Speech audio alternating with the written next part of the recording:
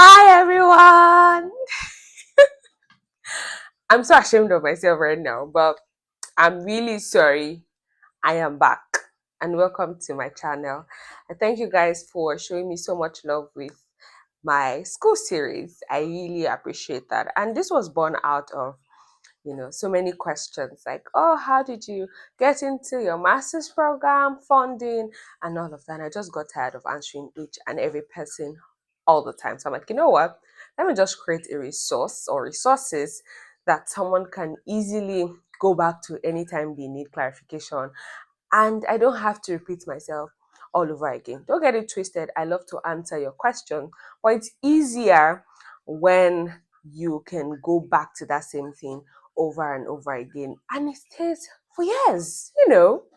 So I've been gone for a while and I'm really sorry. Backstory, I just been battling some health issues here and there, but I'm good and I'm back. Yeah, so let's dive into today's video, shall we? In this series, in the first video, I talked about how to look for schools. And if you've not watched it, I implore you to go and watch it now. Second one, I also talked about funding, right? The kinds of fundings that are available. And trust me, those are resources you want to go back to again to look at. And now I will be talking about SOP, the statement of purpose, how to write your statement of purpose, what are the things that are needed for statement of purpose, and why it's kind of important, to write statement of purpose. But I also need to put this out there, right? Before I applied for my master's program, I have been involved in certain things. Like when I was an undergraduate, I did some volunteering work here and there. So that kind of gave me like an experience when it comes to work. So for someone who probably wants to work, you're at that phase where like, okay, I may want to get work experience before going for my master's, or I want to go for my master's directly.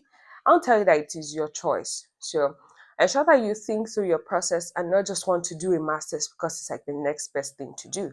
You may want to gain work experience before you come in for a master's or a PhD, and you may just want to get it done with so you can focus on other things. Any path is welcome, but I just want to put that there because I feel this current climate of everyone wanting to get an advanced degree kind of puts pressure on a lot of people to just go into that. But think about it well, weigh your options before you choose a program. Okay? And with that, let's delve into it. I've said that like a couple of times. Pre-COVID era, most schools required a lot of their candidates to have written certain exams like the GRE exam, the IELTS, and all of those standardized exams as part of the criteria, as well as an SOP as part of criteria to be able to ascertain if they want you in their program or not, like getting accepted. But post-COVID, a lot of schools have actually scrapped the standardized exams and they focused more on the SOP. That's to tell you that there's a lot of importance on the statement of purpose, right? For them to say, oh, we may not necessarily need you to do a standardized test, but would want to see your statement of purpose. So, yeah, let's go into it. It just makes sense for us to talk about it. So I'm going to start from the very beginning. I'm going through my script because I had to sit down to kind of write certain things and do some research. So I'm giving holistic information, things that are workable and from my own experiences too. What I did, and I needed to add other things because times are changing. What is an SOP? It is simply a written statement, right? That contains your why, what you intend to do, and how you intend to go about it. All in one. Your motivation, why you're choosing the school, the faculties that you've probably researched and want to work with. I mean, faculties are like professors that are probably interested in the work that they do after your due diligence of going to the school's website or the department website to look at the information and the research areas that those professors are interested in. So it's more or less like an elevator speech, right? um when you're giving a business pitch and you are to, in probably 30 seconds, woo the person and say, oh, this is what my business is all about. this is how I intend to go about it, this is profit and all of that, right? Or if it's like a formal presentation, you have like probably 30 to 45 minutes to prove your point. So this is the academic version of an elevator speech. So SOP also has a structure, same way a business speech or any pitch in its kind would have structure. And the first thing you're to do is introduction. You have an introductory page that talks about who you are and also what program and opportunity you're applying for. Number two is your academic background. They would ask you, what did you study, right? So obviously, and your key achievement, be it like your project topic, your internship, if you probably did like internship in Nigeria, we call it IT. Yeah, we call it IT. We go for IT, or we also go for us in the education, we go for TP, which is teaching practice. And I know in different countries that varies, right? So if you did that in your program, or if your program requires that, that's a place you put it, right? If you also have like volunteering experiences, it comes there. Like professional experience, that's number three. Talk about your introduction, talk about your academic background. Number three is professional experience. If you have any, but not necessarily, but your professional experience will come from like internships that you've done or volunteering experiences that helps you to kind of develop certain skill sets in the area that relates to your study.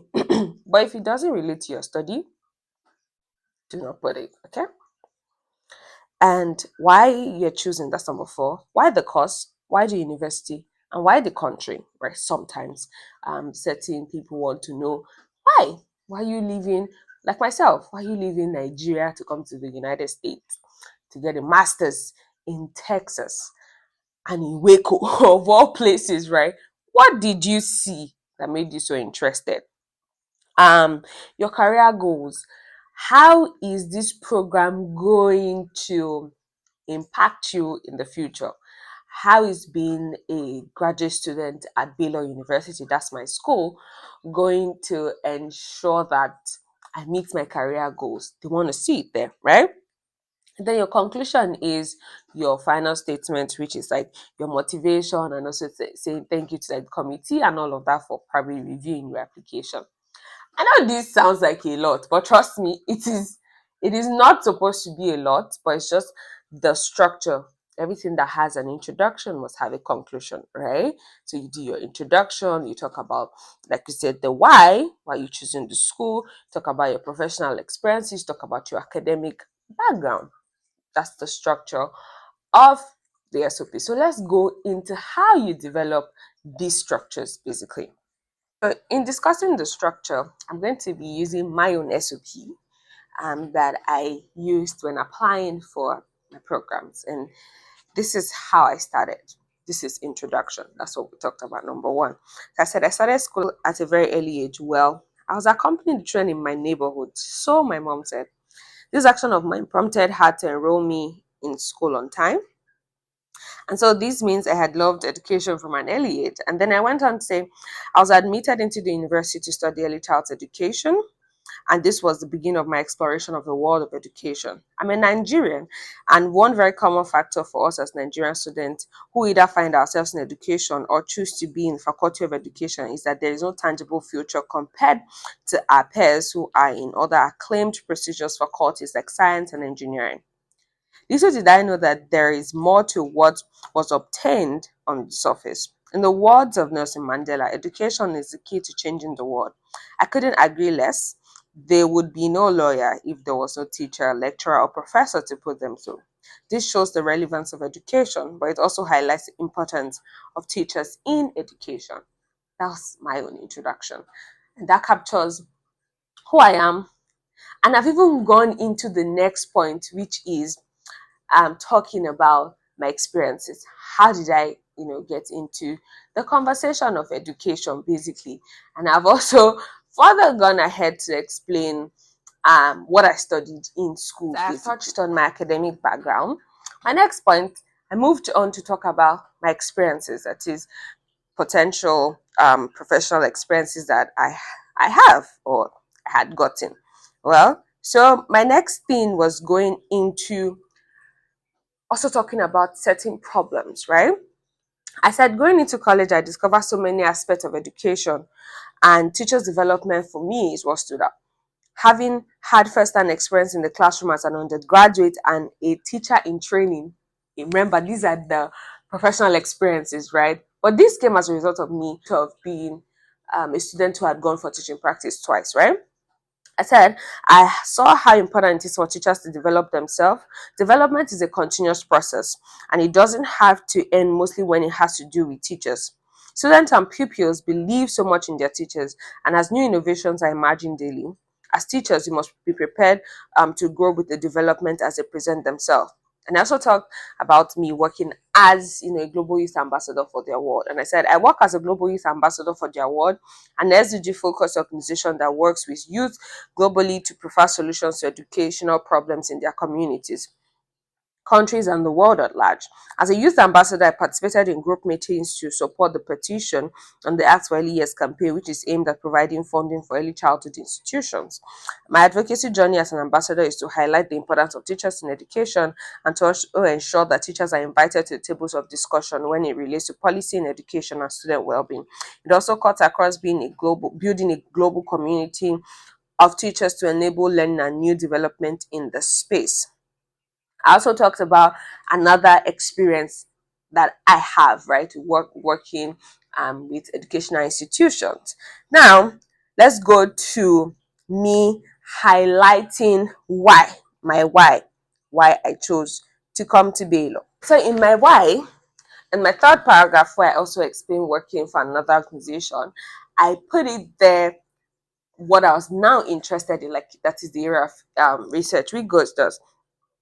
I am more interested in channeling my learning towards informal education as a major cognate area and also routing my research towards the importance of understanding what happens outside of the classroom to be able to formulate several methods and ways to help students and teachers build relationship in the classroom. A lot of learning happens outside of the classroom, which helps build up the educational journey of an individual. It is important to discover how teachers can harness and leverage informal education to improve student learning. And that's what I'm currently doing, right? I am working as a graduate student for with a cognate area in informal education, but I had indicated it here as the area of interest that I've gotten with interactions in the classroom, and now wanting to know what happens outside of the classroom and how that can translate into active learning. So I put it there, right? So this is where talked about my why, why I came to Baylor basically.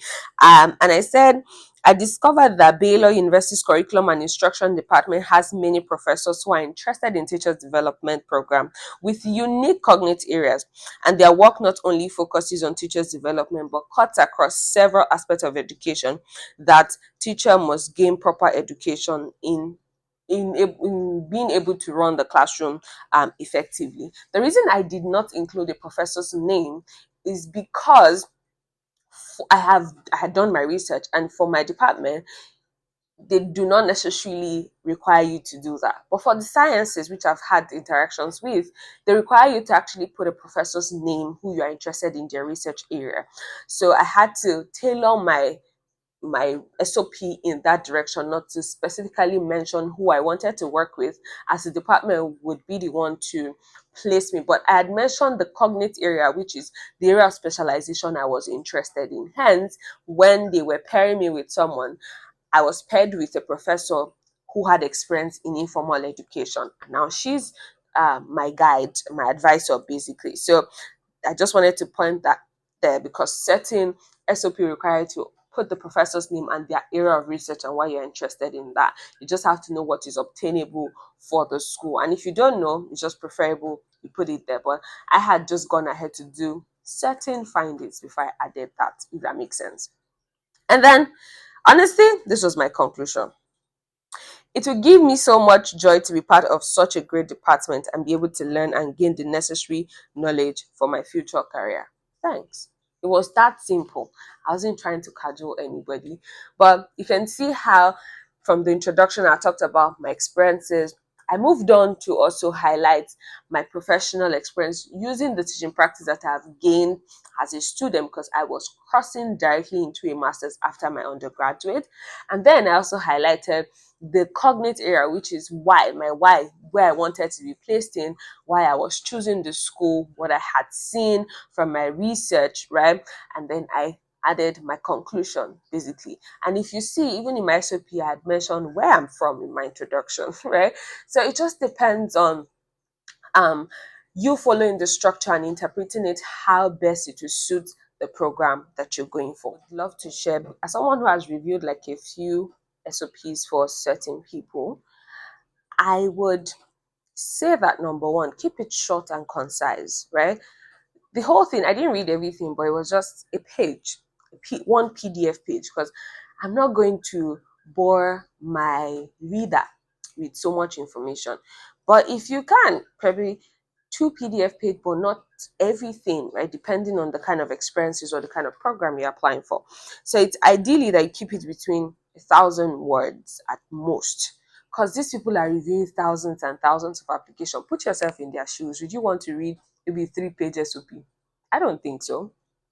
Another thing is just be honest. Do not exaggerate. The expenses you don't have, don't put it there.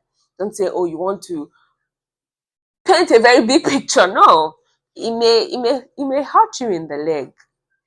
And make sure you're personalizing your SOP. Let it be about you and not about everybody.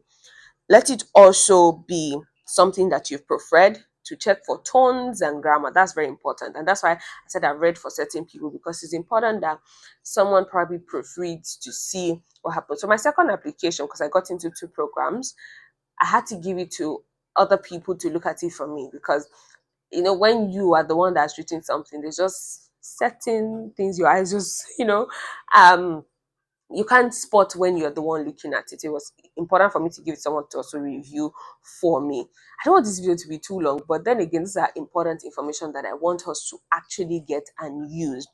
And then these are common mistakes you should avoid. Please do not copy and paste generic SOP. For instance, I just read my SOP out, and I do not expect anyone to just follow that exact pattern and just speak the things and just probably change the wording and submit it. No, a million times no. Number two is don't yap too much. Don't just go over, oh, the university is so pretty. They have the best clinical, they have this, they have that, and you're not tying, it's not cohesive. Don't go about, the whole thing and not talk about what has brought you there or why you're choosing to be there. And don't be too vague or too technical. When we mean too vague is, let it not be so light and let's not be so technical. For instance, if I'm in the sciences, I don't want to see certain words, like maybe let's say biology now, and I'm seeing certain biological words. Okay, maybe the graduate coordinator is not someone who has specialty in that area. Or even if they do, I don't need to know those information. When we get to the lab, or probably when you come into the program, we can discuss that. But just keep it simple and concise. Simple grammar goes a long way. And in the era of AI, it's it's it's it's tempting to probably want to use AI to write it for you. But I would implore you to probably use AI as a tool and not necessarily something that does the whole work for you. Let it be that you came up with something and you are refining with AI. So it should be a tool, because trust me, these days they know how to spot certain things when they are being written by artificial intelligence. So it's important that those words are yours and you're just probably refining. If you don't have someone that is to proofread for you and you just want to eliminate some grammatical errors, and after that you're still going to read through to see what AI had probably just edited. But I would strongly advise that you do not use artificial intelligence write your whole SOP. In fact, you can use it to generate ideas. That's why I said it's a tool. You can use it to generate ideas, but let it not be the one that replaces you when writing, because there's what we call the human tone even in writing, right? That an AI cannot give you. That would not sound like you. Another thing is, do not ignore the word limit, and then show us your vision. Do not forget to tell us what you intend to do. Like I said, my research area currently is in informal education. And reason being that I had stated it in my statement of purpose, and that has been what I have been working on. And I'll soon begin active research. And this is something that I've stated. And even if my department wants to go back and say, oh, let's check, probably something changed, they may not find so much gap because I'm still in that field. And I hope I've been able to, share good tips on how to come up with an amazing SOP. If you found this very helpful, please do well to drop a comment, like, share, and subscribe. And also share to other people who you feel are going through the school application process and need help here and there. And this is applicable both to masters and PhD. I'll talk about masters because that's where I am in. But if you also want to do a PhD, these are tips that can help you because I've also had to have conversations with those in graduate programs. And if you have other topics you want me to cover, do well to also drop it in the comment section. And trust me, I will sit here and make that video for you. Thank you so much, guys. Thanks for watching, and bye.